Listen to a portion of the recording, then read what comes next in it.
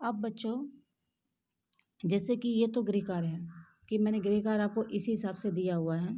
देखिए गृह कार्य में कैसे आता है कि निम्नलिखित गद्यांशों की संदर्भ सहित व्याख्या व प्रश्नों के उत्तर दीजिए, यानी कि रेखांकित अंश। जैसा कि मैंने आपको बताया कि रेखांकित अंश किस प्रकार से आते हैं, तो इस प्रकार से देखकर उसके बाद उसी में से आपको गद्यांश का संदर्भ लिखिए, रेखांकित अंश की व्याख्या कीजिए। यहाँ पे ये भी प्रश्न दिए गए हैं। तो ये जो भी प्रश्न आते हैं बच्चों, ये सारे प्रश्न आपके जो रेखांकित अंश होते हैं उसी में से आए जाते हैं, उसी में से लिए जाते हैं। अब इसमें मैंने एक अथवा करके आपको और ऑप्शन दिया है, या तो आप ये कीजिए और या तो आप ये कीजिए। इसी प्रकार से बच्चों एग्ज़ाम में भी पूछा जाता है, तो एग्ज़ाम में भी 2 से 3 लिए जाएंगे। अब उसमें यह है कि आपको जो सही आएगा तो उसको आपको कर देना है, ठीक है। तो यह हमारा संदर्भ सहित व्याख्या है। अब हम देखते हैं कि जैसे देखिए यहाँ पर प्रश्नों के उत्तर दिए गए हैं कि निम्नलिखित प्रश्नों के उत्तर दीजिए। अब राजमहल से निकलने के बाद महर्षि विश्वामित्र किस ओर बढ़े? फिर वन में विश्वामित्र ने राम लक्ष्मण को कौन सी विद्याएं सिखाई? महर्षि विश्वामित्र और दोनों भाई रात को कैसे बिस्तर पर सोए? विवाह से ठीक पहले विदेहराज ने राजा दशरथ से क्या कहा? फिर राजमहल के सिद्धाश्रम तक की यात्रा का वर्णन करें। राम और लक्ष्मण ने महर्षि के अनुष्ठान की रक्षा कैसे की? राम और सीता के विवाह का सुंदर वर्णन कीजिए। तो ये सभी प्रश्न बच्चे, जैसे इसमें शॉर्ट आंसर, लघुत्तरी, अति लघु और दीर्घ, ये तीनों ही प्रश्न मैंने आपको यहाँ पे पूछे हुए हैं। तो इस प्रकार से ये आते हैं। और फिर आप देख लीजिए शब्दार्थ। शब्दार्थ में बच्चों कैसे होगा कि जैसे दुर्गम हो गया, कर्कश हो गया, विशालकाय, अनुष्ठान, अद्भुत, हतभ्रम, तोरण द्वार और आनंदोत्सव। ये सारे प्रश्न शब्दार्थ की मीनिंग मैं आपको बता चुकी हूँ। अब बताने के हिसाब से हम इसे देख लेते हैं तो आपको आसानी रहेगी।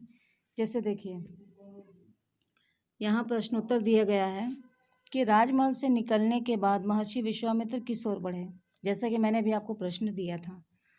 अब इसमें देख लीजिए कि राजमहल से निकलने के बाद महर्षि विश्वामित्र सरयू नदी की ओर बढ़े। मतलब ये छोटे क्वेश्चन है जिसमें आपको इसी प्रकार से प्रश्नों के उत्तर पूरे लिखित तौर पे आने चाहिए बच्चों। जैसा प्रश्न आपको पूछा गया उसी के हिसाब से आपको उत्तर मुझे देना है, और ऐसे प्रश्न आएंगे आपको। महर्षि विश्वामित्र ने दोनों भाइयों को कौन सी विद्याएं सिखाई? महर्षि विश्वामित्र ने दोनों भाइयों को बाला अति बाला नाम की विद्याएं सिखाई। महर्षि विश्वामित्र और दोनों भाई रात को कैसे बिस्तर पर सोए? महर्षि विश्वामित्र और दोनों भाइयों ने तिनकों और पत्तों के बिस्तर बना के सोए। अब यहाँ पे देखते हैं कि महर्षि विश्वामित्र के साथ चलते चलते दोनों भाई किन बातों को ध्यानपूर्वक सुनते।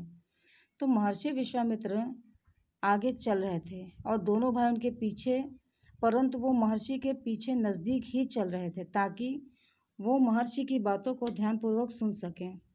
महर्षि उन्हें रास्ते में पड़ने वाले आश्रमों के बारे में बताते, उनका स्थानीय इतिहास बताते, वनस्पतियों के बारे में, और दोनों भाई उनकी बातें सुन रहे थे। तो ये सारे जो प्रश्न के उत्तर हैं बच्चों, इसी प्रकार से आपको प्रश्न के उत्तर आएंगे। तो आपको जो भी मैंने प्रश्न लिखवाए हैं उसको आपको ध्यान से देख लेना है। अब जैसे यहाँ देखिए कि महर्षि ने जंगल में असली खतरा किसको बताया? तो महर्षि ने दोनों भाइयों से कहा कि ये वनस्पति और ये जानवर इस जंगल की शोभा हैं, इनमें कोई डर नहीं है। यहाँ असली खतरा राक्षसों की ताड़का से है जो इस जंगल में रहती है। अब यहाँ पे देखिए ये आपका थोड़ा लॉन्ग क्वेश्चन आया बच्चों, ठीक है। अब यहाँ पे दिया है कि राम ने ताड़का का अंत कैसे किया? तो जब राम ने अपनी धनुष ली, उस पर प्रत्यंचा चढ़ाई और खींच के छोड़ दिया तो उस टंकार को सुनकर ताड़का बिलबिलाती हुई बाहर आई और उसने राम पर प्रहार करना शुरू कर दिया।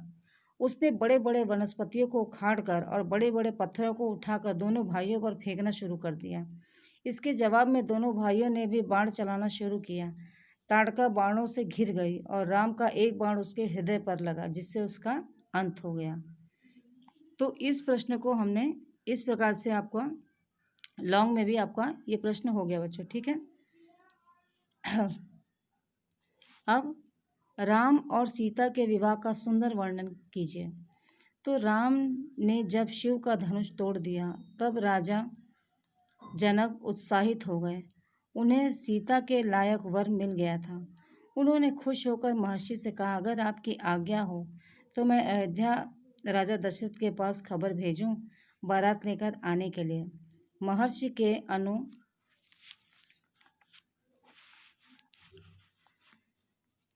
के अनुमति के बाद राजा दशरथ तक खबर पहुंच गई। आनन फानन में बारात की तैयारी हुई और हाथी, घोड़े, रथ और सेना के साथ बारात 5 दिनों बाद मिथिला पहुंच गई। हर घर में मंगल गीत गाने के स्वरों से गूंज रहे थे। स्त्रियां छज्जों से राम पर फूलों की बारिश कर रही थी। राम और सीता की जोड़ी देखने के लिए मिथिलावासी उत्सुक थे। अब ये तो बच्चों आपके प्रश्न हुए। इसमें कुछ और भी प्रश्न आएंगे जो मैंने अपने आप से दिए हैं, जो मैंने आपको होमवर्क में दिया है। अब यहाँ पे देखिए कि जैसे ऐसे प्रश्नों में, जैसे जहाँ हम कथा पढ़ते हैं तो वहाँ पे आपको किसी ने किससे कहा, एक ये भी प्रश्न आएगा। जैसे जब आपने कथा को पढ़ा होगा तो कथा में ये सारी चीज़ें आती हैं, तो वो आने का कारण ही यही होता है कि ये हमारे प्रश्न का भी एक माध्यम है कि आपने कथा को कितने अच्छे से पढ़ा है। अगर कथा को अच्छे से पढ़ा है बच्चों तो वो दिक्कत आएगी ही नहीं।